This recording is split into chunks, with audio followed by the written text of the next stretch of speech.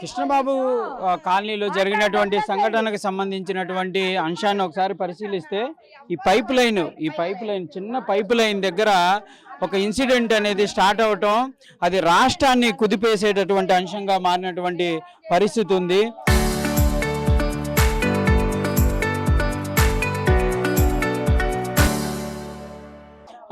ఒక మహిళని తీవ్రంగా కొట్టడమే కాకుండా ఈ పైప్ లైన్ వాళ్ళ భర్త నాగేశ్వరరావు అనేటటువంటి వ్యక్తి దీనిని బాగు చేసేటటువంటి ప్రయత్నం చేస్తుంటే ఒక్కసారిగా ఇన్సిడెంట్ జరిగినటువంటి సంఘటన అనేది తీవ్రంగా ఒక బాధిత మహిళ కనీసం బయటికి కూడా వాళ్ళని చూపలేని పరిస్థితి, చెప్పలేని పరిస్థితులు, ఇలాంటి సంఘటనలు జరగటం అనేది మొత్తం రాష్ట్రం వ్యాప్తంగా కూడా ఒక సంచలనంగా మారినటువంటి పరిస్థితులు అయితే ఉన్నాయి. చిన్న ఇన్సిడెంట్ అది వాస్తవంగా ఇంటి దగ్గర వాళ్ళు పరిష్కరించుకునేటటువంటి అంశంలో ఈ విధంగా జరగటం అనేది ఒక హేళనమైనటువంటి చర్యగా చెప్పచ్చు. ఇంకోటి మనం అక్కడ పరిశీలిస్తే ఆ సీసీటీవీ ఫుటేజ్ అనేది కనుక లేకపోతే ఈ కేసు అనేది వేరే విధంగా ఉండేది అనే విధంగా కూడా స్థానికులు చెప్తున్నారు. ఎందుకంటే అక్కడ జరిగింది అధికార పార్టీకి సంబంధించినటువంటి ఒక నేత, అదేవిధంగా సామాన్య మహిళ మధ్య జరిగింది.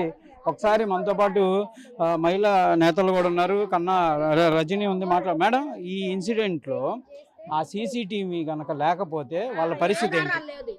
ఏమండి, అసలు సీసీటీవీ అనేది తీసేస్తే ఈ ఘటన జరిగిన తర్వాత వీళ్ళందరూ ఒక 100 మంది వెళ్ళి స్టేషన్ ముందు కూర్చొని ఇంతవరకు స్పందించట్లేదు, వ్యవస్థలను చేసేసినారు అన్నాక కూడా వీళ్ళందరూ 100 మంది వెళ్ళి స్పందించాక రియాక్ట్ అయ్యారంటండి.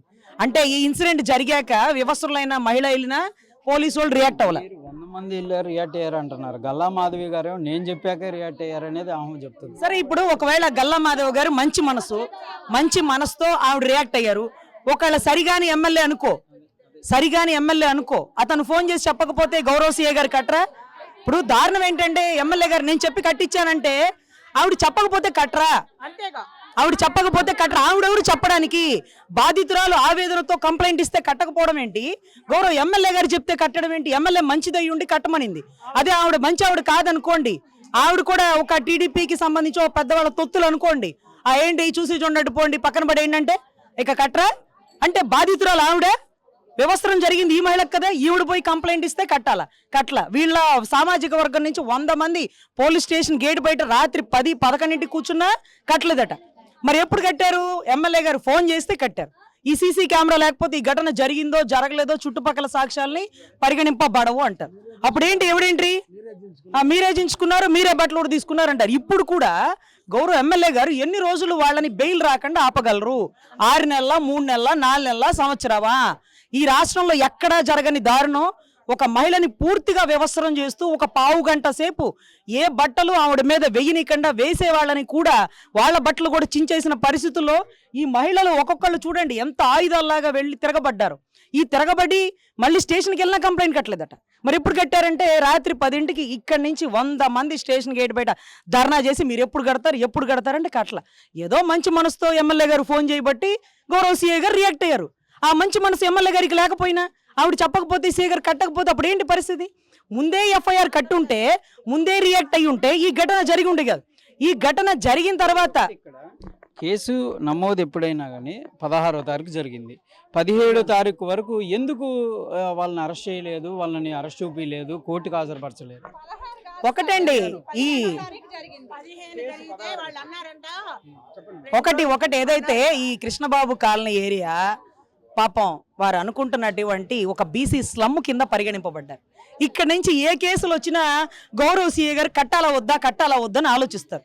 ఎప్పుడు కడతారంటే ప్రముఖులు ఎవరన్నా ఫోన్లు చేసి వాడు కట్టండి, వాడు మనోడు, కట్టండి కేసు, అవతల మీద 4 కేసులు వేయించండి, నేను చెప్పిన పేర్లు కూడా రాయించండి అంటే కడతారు. కానీ లేకపోతే ఈ ఏరియా నుంచి ఎవరు పోయినా కట్టరండి. 15 కట్టరు, 16 కట్టరు, 17, 18 కూడా కట్టరు. ఏదో మంచి మనసుతో ఆవిడ కట్టమంది కాబట్టి గౌరవ్ సిఏ గారు రియాక్ట్ అయ్యారు. ఆ మంచి మనసు లేకపోతే ఏంటి పరిస్థితి అనేది అంటే దారుణం జరిగిన మహిళకి కంప్లైంట్ ఇచ్చే అధికారం లేదు. ఆవిడ చెప్పిన కంప్లైంట్కి రియాక్ట్ అయ్యే పరిస్థితిలో గౌరవ పోలీస్ శాఖ లేదు.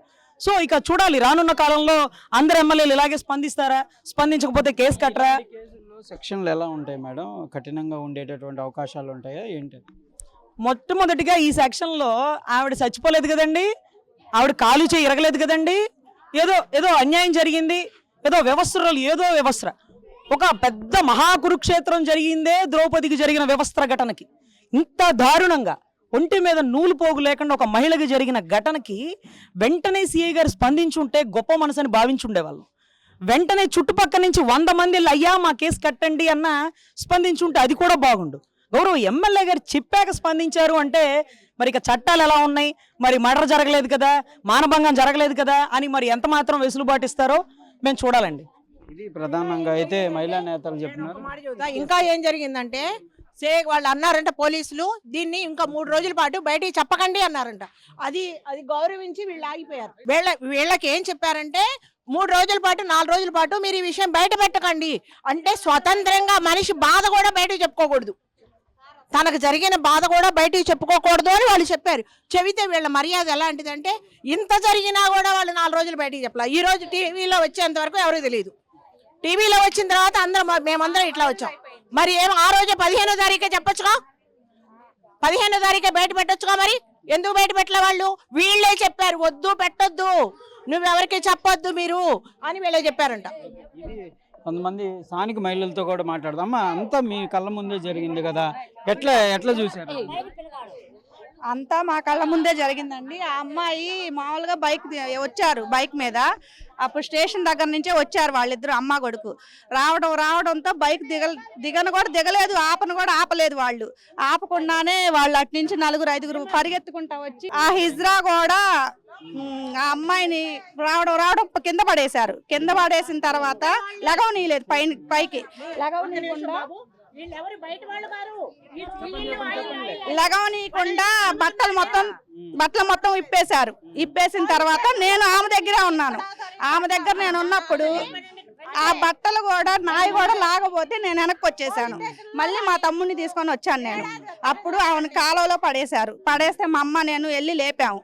అందరూ కూడా సినిమా చూసారు కానీ ఎవరు కూడా ఒక్కళ్ళు కూడా వచ్చి వాళ్ళని కాపాడదాం అనేది లేదు. వాళ్ళ అబ్బాయిని మటుకు, ఇది మా ఇల్లు, ఈ చుట్టుపక్కల నుంచి రౌండ్ ఆఫ్ చేసి 5 కలిసి కొడితే మా అమ్మ తీసుకెళ్ళి మా ఇంట్లో కూర్చోబెట్టి మంచినీళ్ళు ఇచ్చిన తర్వాత ఆ అబ్బాయి ఫోన్ పోతే ఎతికి తీసుకెళ్ళి కూడా ఇచ్చింది మా అమ్మే. ఇంకా అదే జరిగింది సార్. తర్వాత పోలీస్ స్టేషన్కి వెళ్ళారు.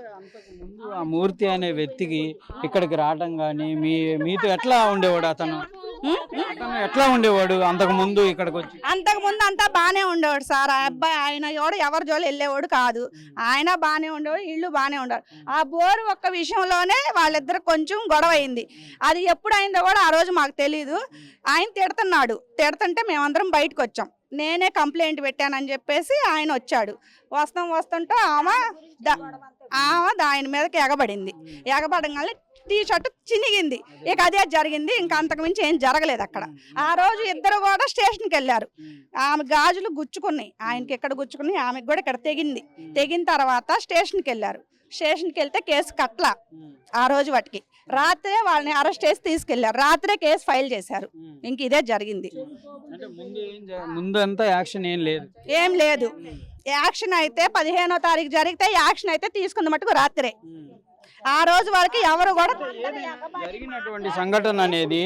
జరిగిన సంఘటన చాలా ఇబ్బందికర పరిస్థితులు, మహిళలు అనే వాళ్ళకి ఇబ్బంది. మీరంతా ఎట్లా ఫీల్ అవుతున్నారు? నేనైతే మటుకు మహిళలందరూ కూడా అందరూ ఆడవాళ్లే.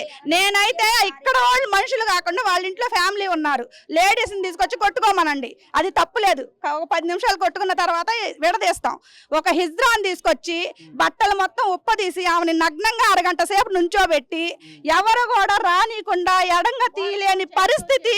అసలు చాలా దారుణమైన పని. మా ఆడవాళ్ళకి మాకే సిగ్గేస్తుంది మగవాళ్ళకి చెప్పడానికి. అయితే అలా చేశాడు ఆయన.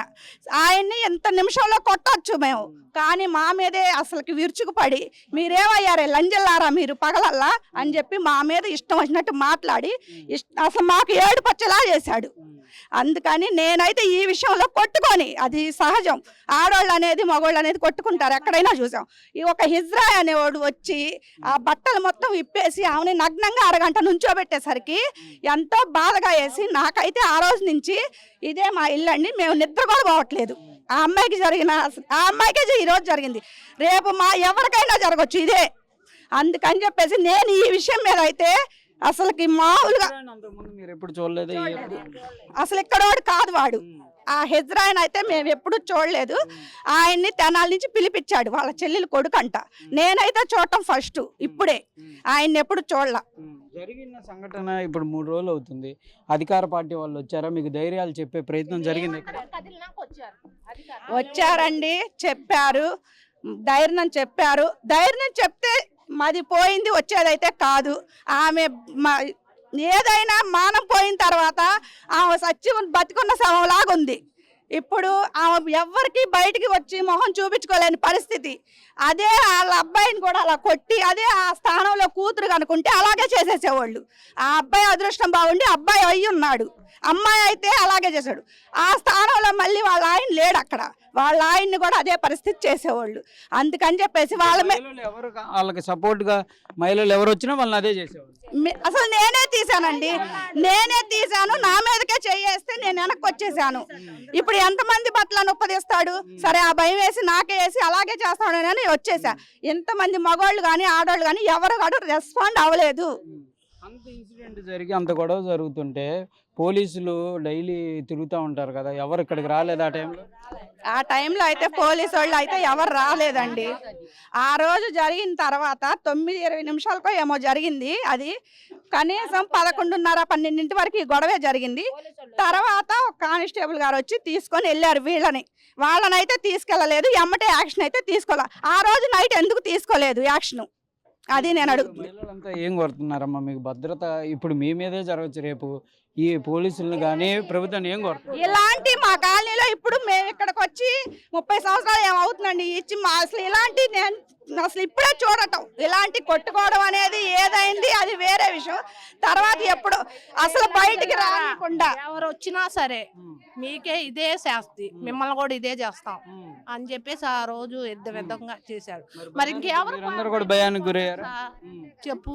అప్పటికి రియాక్ట్ అయిన మొగోళ్ళు ఇలా కొడుకు ఆ అబ్బాయి కూడా వస్తే ఆ అబ్బాయిని కూడా కొట్టాడు, ఆవును కొట్టాడు.